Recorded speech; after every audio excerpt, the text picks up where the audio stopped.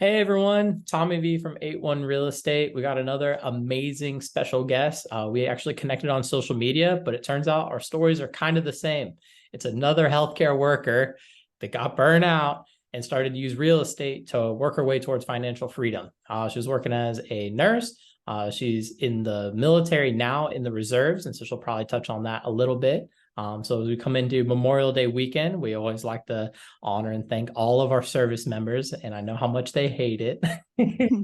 But still a very, very, very cool and special thing to do. So now Katie is trying to help other people come on her journey to reach that financial independence. Because what we're seeing is that in the healthcare sector, not a lot of people are talking about investing and making backup plans and thinking about the future, because our job is so present focused.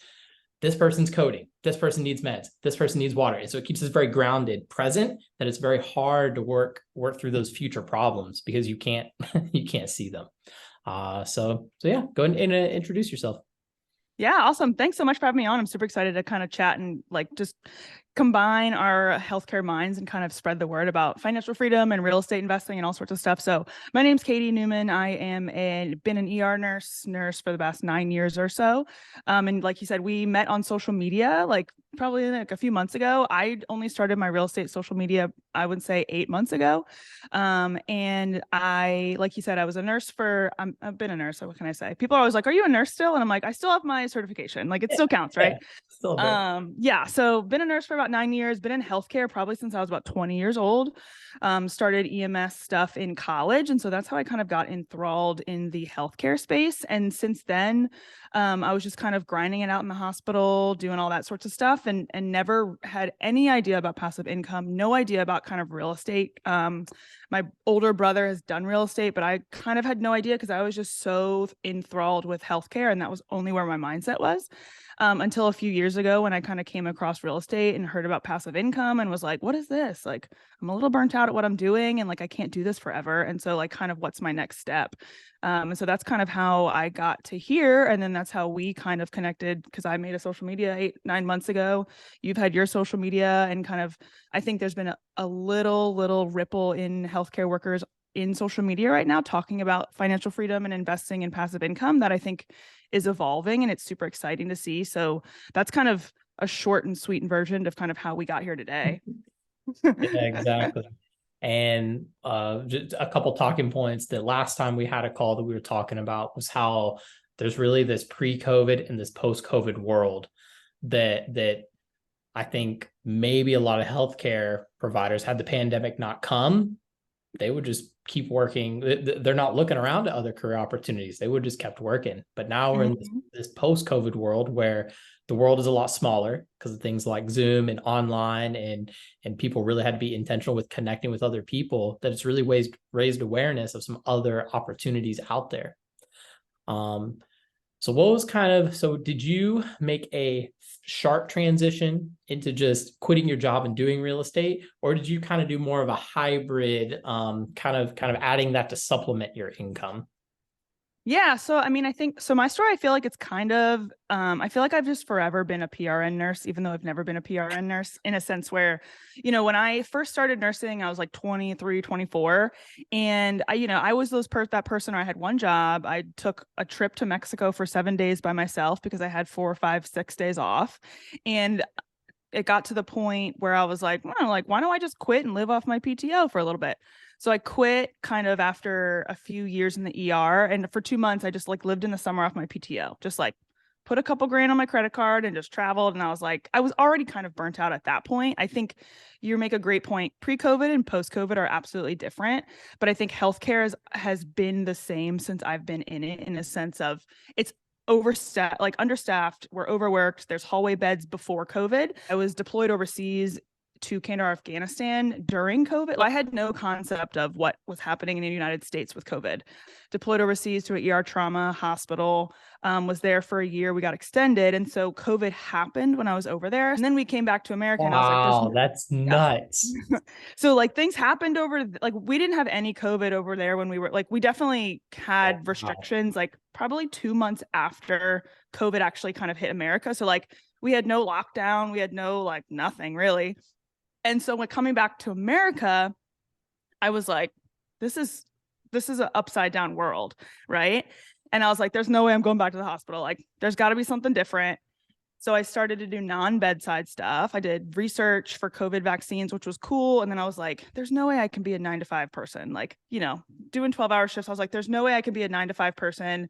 This isn't fun anymore. And I think being on deployment gave me a realization of like, there's got to be more to life than just like working a job to work it and retire in 20 years, right?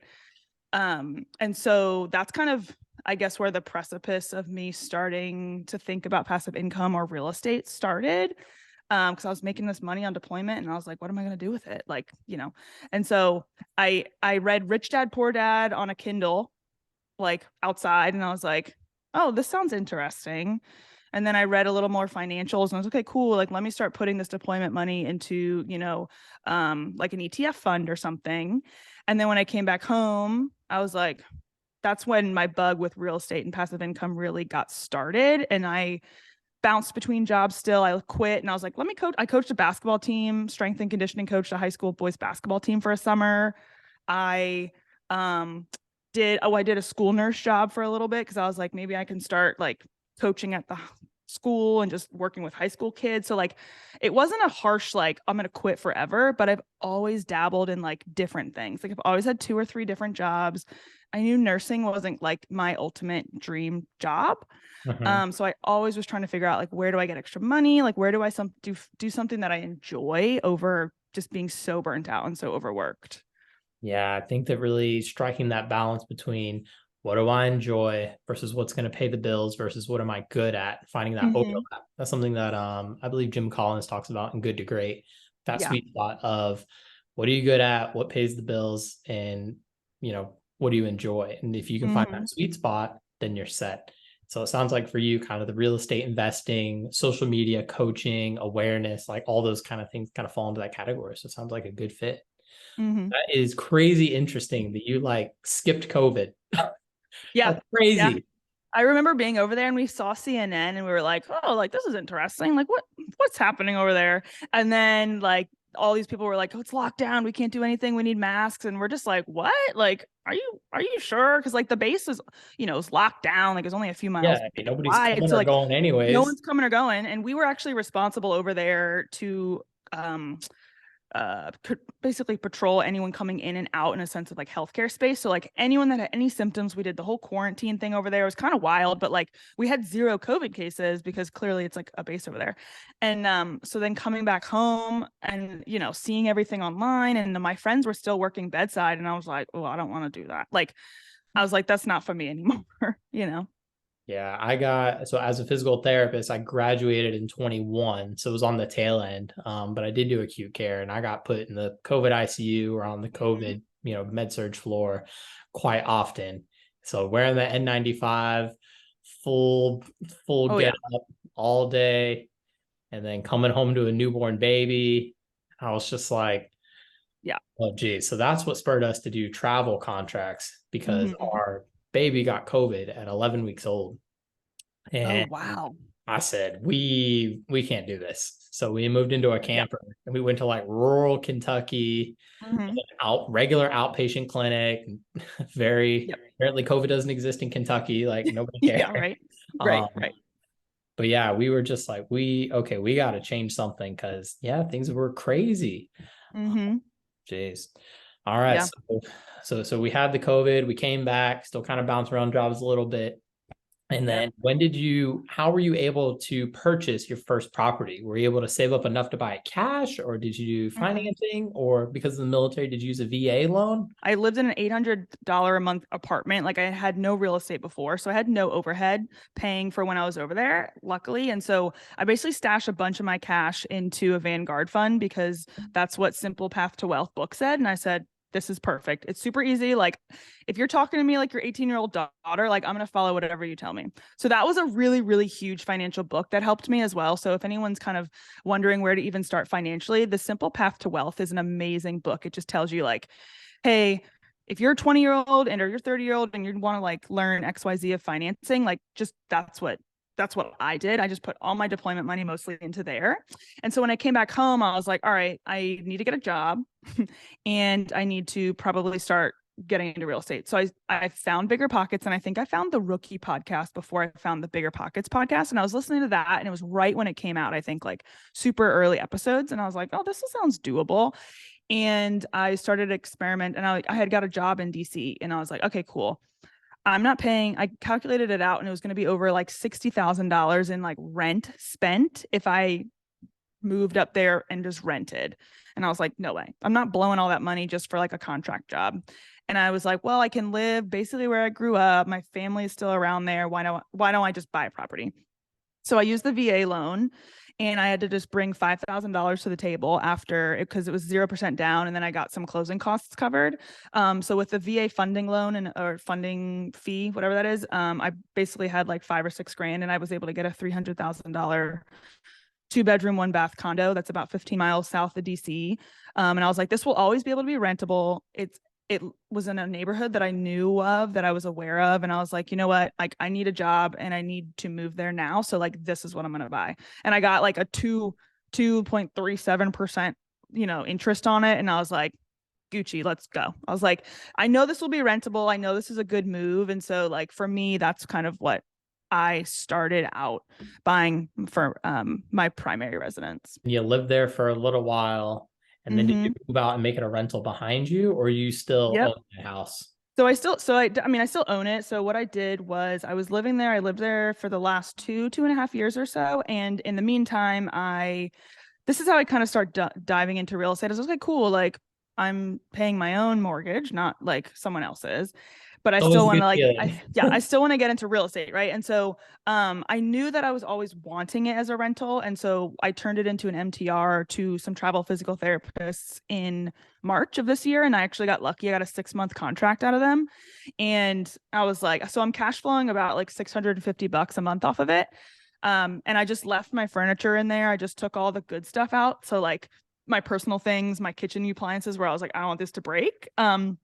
But I left like simple stuff in there. Basically, all of the furniture I really had was like from Facebook Marketplace, anyways. And so it's not like I'm like, oh my God, this is my dream home. It was like, Right. I know this is going to be a rental. I know it's going to be worth something in the future. Like, why not?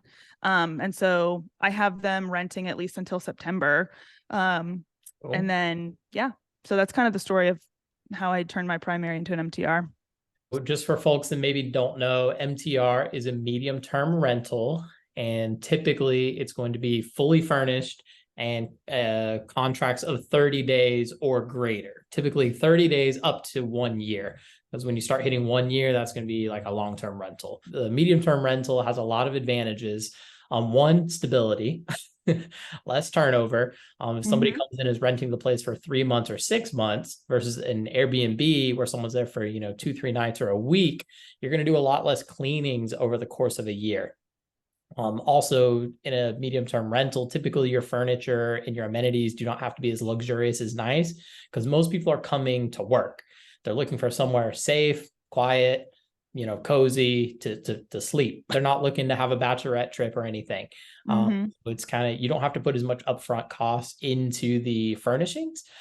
And then a lot of HOAs or condos or things like that prohibit short-term rentals. And by definition, short-term rental is less than 30 days.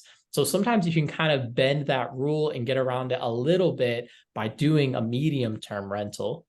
So yeah, are there any Yeah, other? that's what I did. I in my HOA fees stuff, like, and it's got a pool. I don't pay water. It's all through the HOA fees. And so the only overhead I pay for is like electric and internet, which is basically all. You don't need to kind of have all these crazy amenities in your MTR, as long as it's like nice, comfortable, and safe. Those are the top 3 things that I think you should look out for when looking to get an MTR and or transitioning your primary or something into an MTR. But in my HOA condo like association packet or something, they prohibit kind of anything under like a 3-month or a 6-month term, versus like unless you get approval. So it's either A, read your guidelines, and or just talk to the HOA people. And I'm sure that depending on the scenario, like, listen, this is for travel person. This isn't for someone throwing a party, kind of stuff. You can just kind of get approval. But yeah, just make sure you read. And a big tip too is if you're looking for properties that you're okay, cool, I want to buy this as a primary and I want to turn it into an MTR potentially, make sure that you get the HOA guidelines to your agent or they can read it prior to Ah, purchasing. Because I had asked an agent one time, I was looking at a place, I was like, hey, like, can we get the bylaws real quick to check out? And he's like, okay, cool, like, let me ask the seller. And the seller's agent sent it over and it was actually found out that they prohibited it at all. So that was going to restrict me for my like exit strategy. So just as right. like a quick tip, make sure that you're reading anything with condos, HOAs, like bylaws kind of thing while you're in your either your due diligence period and or prior to even putting an offer in. Because if you know, hey, I want this as a strategy and it's not working, then like don't waste your time. Right. And you want to know that on the front end. And that's kind Mm-hmm. of what me, Katie, there's several others kind of in this real estate space is we're trying to say, okay, what questions, how can we do better prep work before we buy that first purchase and not just make that first purchase an okay purchase or even a bad purchase? How do we make it a great purchase?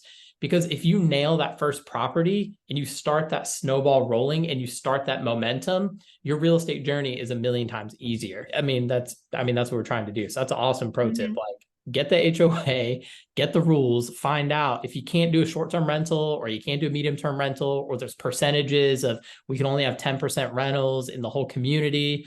Like Yep. you got to know all those things on the front end. And I had no idea when I first started, and I was like, "What?" Luckily, I lucked out, and it worked. But I had no idea, and so I kind of learned. And the next time when I was looking for my next property, like, okay, cool, like this is an HOA. Like, what are the restrictions? Can I read it prior to Exactly. even putting an offer in? And Exactly. it saved me a bunch of time Bunch of and time and money, I money. guess. Because if you put down in it, if you put in an offer, and then you're probably going to lose that deposit, that earnest money, Exactly. depending. There's a lot of variables there. Right. Goodness gracious. All Mm-hmm. right. So we kind of talked about the healthcare burnout, talked about kind of getting started, pro tip for medium term rental. I love that. Mm-hmm. One thing that is different between nursing and physical therapy, kind of occupational therapy, those other domains, is the student loan piece. And we touched on that Right. briefly when we were on the phone last time, because you were like, wait, student loans, because Right. nursing still being a 4-year degree, if you work through school and you go to in-state tuition, you can probably squeak out with of undergrad with no loans or a small amount that you pay off easily. And so I'll share with Katie, okay, us PTs over here, we're coming out with 150, 180, 200K in loans. So we Mm-hmm. have a little bit more of a fire under our butts to make some moves. Right. Absolutely. um, and so I think that's one huge advantage, where the huge advantage that nursing has is if you come out with a little less debt, little less, expense on your bottom line, you can be more aggressive and you kind of take more risk. Yeah, and I think it's a really great point, especially from the nursing standpoint. I remember when I was in high school applying to colleges, I was like, I got to go to the best college because people are going to care where I went. No one gives a crap. And I think for nursing, it's so eye-opening. I had no idea. And I went to nursing school for my second degree. So I had already had an undergrad and I was like, well, I want to be a nurse in the military, so I got to get my nursing degree.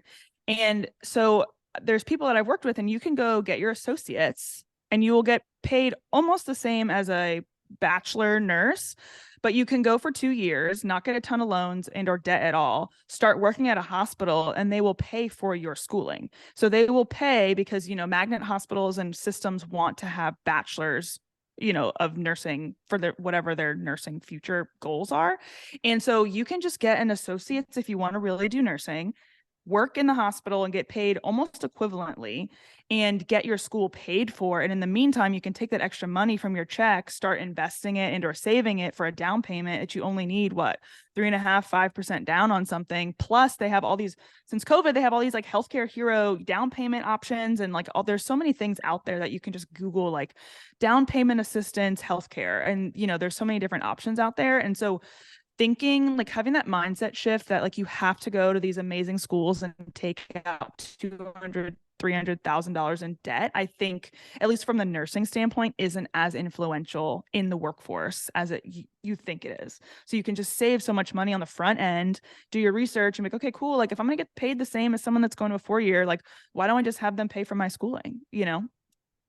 Absolutely. Mhm. Absolutely. Totally agree. If I could go back, I would have not done physical therapy school because I got Mm, mhm, mhm, like I'm maybe making a little more than nurses, but nurses have the advantage because if you're in the acute care and you work 312s, okay, worst case you can pick up a bonus and then you get a fourth shift, which really bump up your pay.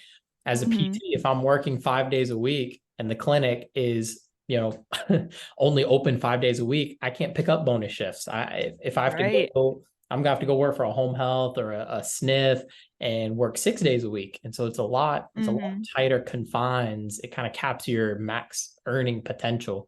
So I Right. definitely envious. My mom's a nurse, my sister's a travel nurse, so I'm envious of all of them. Yeah. I mean, I um, think it's super interesting too. Like, not that many people talk about the after effects of like, oh my God, like, I had a friend, like my best friend went to dental school and she luckily got it paid for by the Air Force. But like she had friends that were coming out of dental school with $400,000, $500,000 in debt. And you're like, how are you going to pay that? Like, what are you going to do? Like, you know what I mean? And I think it's the kind of mindset shift that unless you're surrounding yourself with someone that's talking about something else besides going to the best schools, like getting the best grades, like doing something that like you might like and love to do versus like where can you invest the money in yourself and create a life that you're doing something that you really enjoy, and not be drowning in all this debt and just like start investing it, start in real estate, find passive income streams that you enjoy, you know. So I yeah, think podcasts like this and like social media stuff like this is so important, especially for healthcare folks to just kind of have their eyes open and be like, okay, cool. Like there are other options, you yeah, know? exactly. There's other options, and it doesn't have to be an all or nothing proposition. Like if you're a healthcare, professional and you love being a healthcare professional, then real estate can just allow you to work a little less. You don't have to pick Yes. up that extra shift, and maybe that can extend. If you would have gotten burnout after 4 years, well, maybe you can work 10 years, 15 years if you want to and you love it, and that's totally Mm-hmm. fine. But it can kind of Yeah. extend what you're able to do. Right, absolutely. I mean, even like, I'm cash flowing probably about $650 off my MTR right now. And, I was thinking the other day, like we used to have bonus shifts in the ER that they're like, okay, cool, come in for an extra $600. And you're like, sweet, this is awesome. And you go in and you're understaffed, you're just getting yelled at, like it's a terrible shift. And you're like, okay, cool, like was that $600 worth it? And then you get taxed for it because you picked up too many bonus shifts and then you don't even get the money in the end, like return. So it's kind of like, man, my like MTR passive income is so much better than like me going in having to feel like I need to bring in more money. And so the only way is to pick up a shift or to, find a second job doing something that I might not enjoy as much. So we can actually touch on that a little bit. When I was talking with Jessica, she actually brought that up. So she was saying, okay, for most people, if your primary job is not real estate, most of the income that you make is probably going to be tax free because of the depreciation on the property. And we're not getting in the weeds of like tax stuff. But for Right. most people, if you have a loan and you're getting rental income, it's probably going to be tax free unless you're a Mm-hmm. bajillionaire. Um, and so you actually need a lot less passive income compared to if you're getting your earned income, because your earned income, you're always going to lose your Medicare, Social Security, and then depending on tax bracket, you're going to lose your income tax on top of it. Then if you work bonus Mm-hmm. shifts, you're going to get more tax on top of it. So Right. if you work and earn $600, you take home, I don't know, 300, 400 Mm-hmm. versus that Yep. 650 off the MTR. That's a real 600.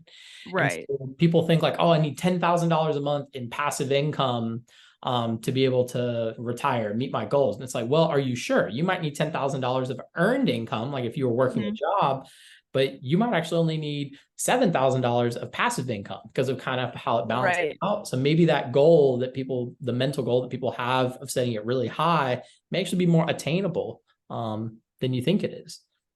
Yeah, no, 100%. I mean, I remember nurses when, we'd pick up shifts or they'd be like, okay, like I need to make sure that during this pay period, I only pick up this shift because if I pick up an extra one, then I'm going to be taxed more and then I'm going to lose more money than if I were to pick up. And you're like, what me I wouldn't always pick up all extra shifts. I was like, let me just do something somewhere else. But like the fact that kind of you think you're like, okay, cool, I'm making so much more money because I'm picking these extra shifts up, then you're getting taxed on the back end of it and you're like, wait, I only got $200 for my $1,200 bonuses because of the tax bracket and all that sorts of stuff. So it's just kind of like trying to utilize other platforms and other ways for you to kind of spend your time wisely versus kind of just burning yourself to the ground to think that that's the only way that you can kind of make income. And I think it's a great point where like, I think a lot of people are like, I need $10,000 a month because it's just like this arbitrary number. Where in a sense of like, if you just sit down and look at your budget and you're like, okay, cool, like how much money would I need a month from real estate or passive income to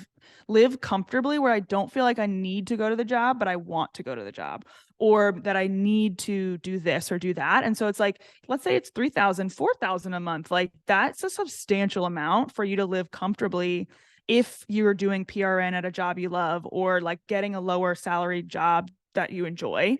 That's just like my personal opinion, because I think sometimes people see social media and they're like $20,000 a month, $10,000 a month, and healthcare workers can be like, oh I my need god, I have $50. I need yeah, $100. I need, it's like, what are yeah, we and it's doing like here? you need that one door, and like we need to talk about more like just getting that one door, and then you get your second door, and then you get your third door, and then you just kind of start learning the process, and you're like, okay, cool, like in a couple years, a few years, like I feel so much less stressed, I enjoy my job more, I'm helping more people, plus I'm like doing something for myself, which I think is always endearing and great. Basically, I would look at your budget and pick an expense, whether it's a car payment, health insurance, your mortgage or rent on your house, your internet bill, whatever. Pick something and set that as the goal. I need an asset to replace that expense.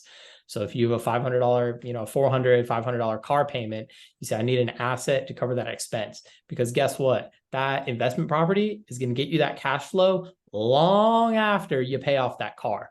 If you have a 3, 4, Right. 5 year car loan and you have an asset, it's going to make you money for 20 years. Okay, well, you can cover that expense for 3, 4 years. And then for the next 17 years, that's just gravy. And so really, I love what you said. Yeah. Look at your budget and just pick something small and just try to target that small expense. And then that's much more realistic it kind of, Mm-hmm. I feel like it shortens the time from information to action, so you don't get analysis paralysis. If you set a much Right. Right. smaller, 100%. attainable goal of, okay, how does this help me? Yeah. How, I don't need $10,000 and $100. I'm just trying to pay my car payment. Then that Yep. is a lot less intimidating, I think, to start. Oh, I 100% agree. And like it's cool because like I don't use any money from my income from my rental property in Tennessee, but like when I was furnishing my MTR property, I used the cash flow from my single family to furnish my MTR. So it was cool like pulling out my card and I was like, "Oh, sweet, like I can swipe this business card for my small like my, you know what I mean, like my from my in theory reserves slash cash flow, not my reserves, but my cash flow on top of my rental property to pay for, an extra bed frame or this and that in my MTR." And so I really didn't have to dig into like my personal savings. I was able to recoup the cash flow over 2 months from my, my other single family to make my MTR work. So that's what kind of like started like blowing my mind, because I was like, dang, this is how people do it. Like, man, they can just like live off this cash flow now. And so like I didn't have to dig into the savings or pick up an extra shift to get a bed frame, to get a blender, to get a vacuum. I was like, oh, cool. Like I make $300 a month off of this single family house. Like this is what I'm going to reinvest with. And then just kind of moving forward, the snowball effect of like, okay, cool. All this stuff is awesome. Like, it's been such a great conversation. So now that you were a nurse, started getting real estate, getting a little more momentum in real estate, got a couple properties. That's awesome. So now that you have all this free time that you've earned, your earned free time, Mm-hmm. your passive income, what are you kind of working on now, and who are you trying to reach out to? Yeah, I think I'm still like in that mindset of dabbling in a bunch of different things to try to figure out like, where can I bring in extra money that brings me joy and happiness over doing something because it's delayed gratification and I need to do it because that's what everyone else tells me to do. I think a lot of people are like, you need to have delayed gratification and you might hate what you're doing right now, but it's going to be worth it in 5 years.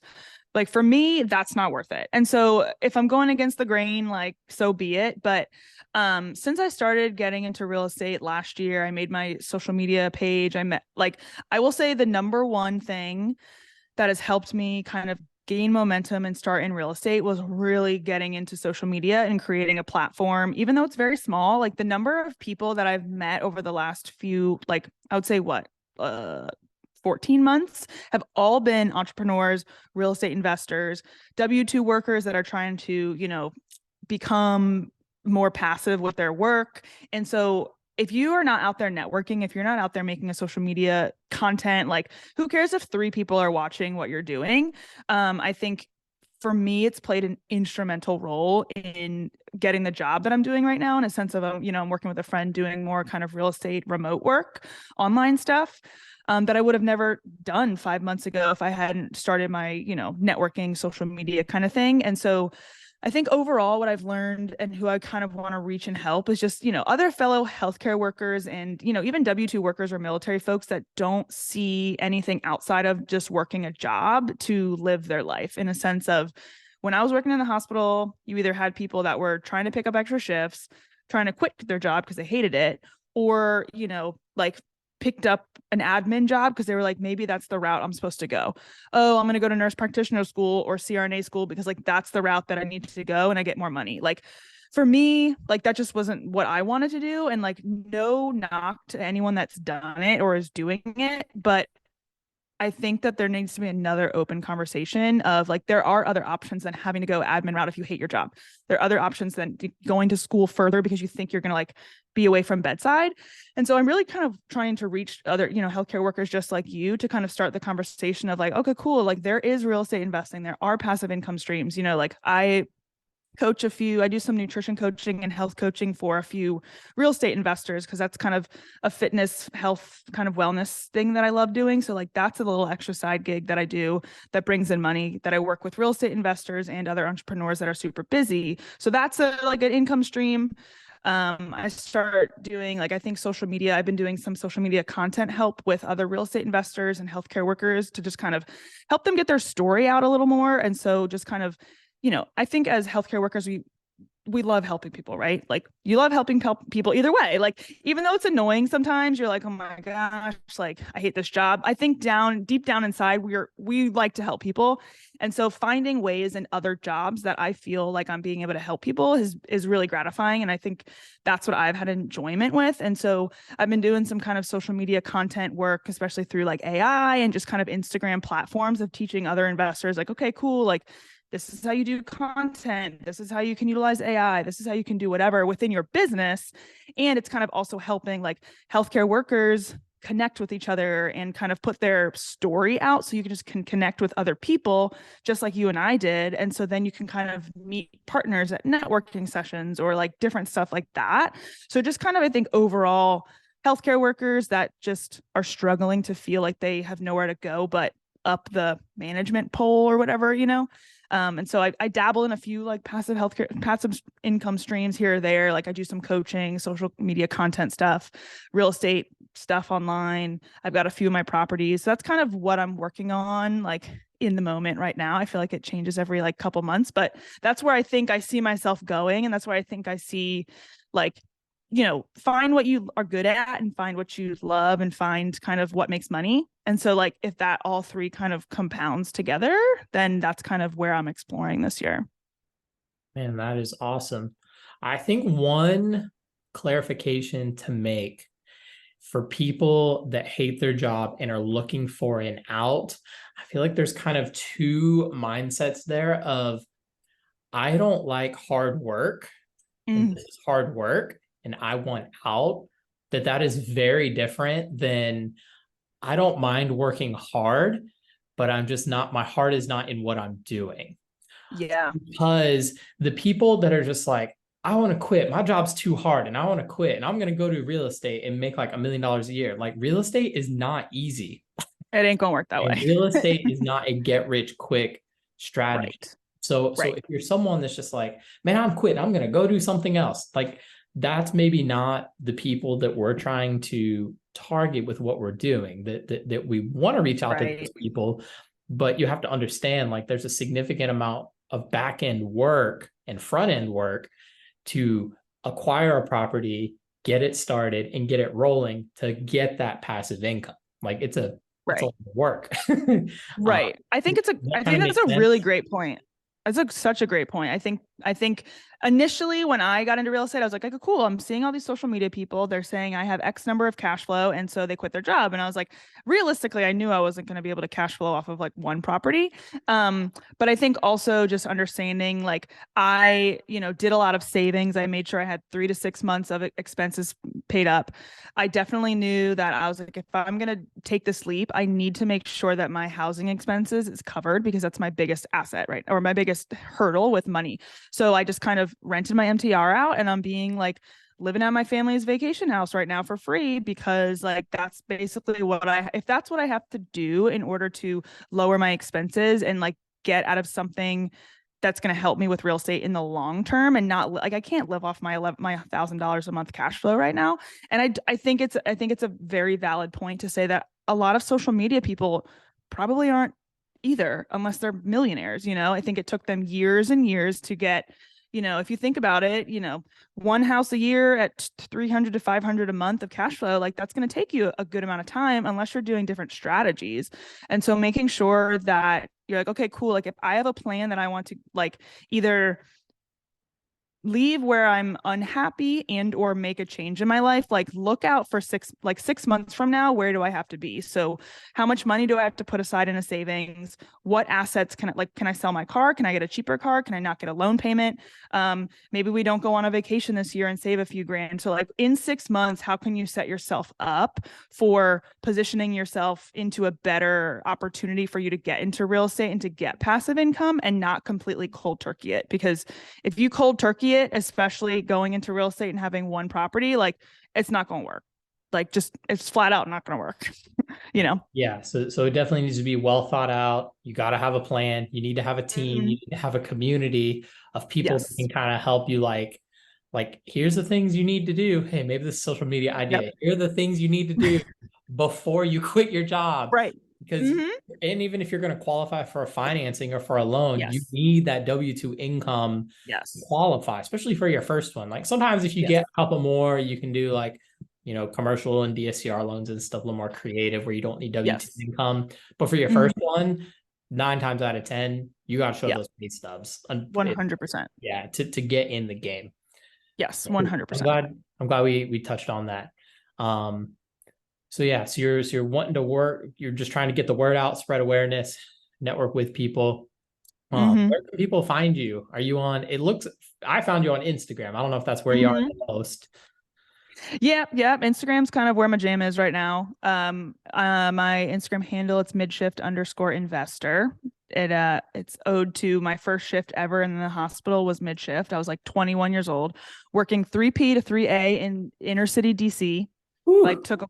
took a bus to work, had to catch the metro, like it was all sorts of stuff. And so I was working mid shift last year as well in the ER when I kind of started it. And so that's kind of where I'm mostly at until I like figure other things out. I'm just kind of going to build a platform from there. And that's honestly where I've met every single person from my networking events, from different retreats, from different sorts of things, from BPCon, all sorts of stuff.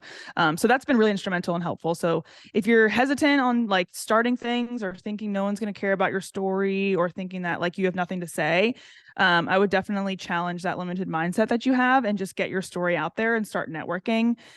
Because, the more that we can get the info out there to other healthcare workers and to other people that are looking to change it up, the better. I was stuck in that position for probably about 4 years. Probably since I started PT school, like 2020, 2021. That is the exact boat that I was in. I'm someone that is always looking up and looking towards the future. And so I saw myself as a real estate investor in the real estate community looking up. And I was like, okay, I've done 9 deals. Okay, these Mm-hmm. people over here have 50 doors, 100 doors. They're making $20,000. And I was like, man, I don't know anything. No one cares what's going on. But I got into Yep. a coaching program and I was speaking with him about real estate. And he was like, you know a shit ton about real estate. I was like, no, I don't. He's like, bro, nobody knows this stuff. Like people Right. still think if you have student loans, you can't get a mortgage. And I was like, Right. wait a second. So I turned my focus back towards like where I had come from and like Mm-hmm. my peers and my classmates. And I was like, I had a light bulb moment. This was literally only in maybe December. Mm-hmm. Light bulb moment. And I was like, oh my gosh, like I do have a lot to offer and I do have a lot to say. Right. I've learned a lot, even though I've only done, 9 deals, which is Yep. a lot for a regular person, not a lot in the real estate world. Um, Mm-hmm. and we talked about it, and you said that you've talked to other people about that imposter syndrome of nobody Mm-hmm. cares about my story, no one cares about my experience, and that is 100% false. That's a lie that we Right. tell ourselves and keeps us on the sideline, and is an excuse for not taking action. Um, Mm-hmm.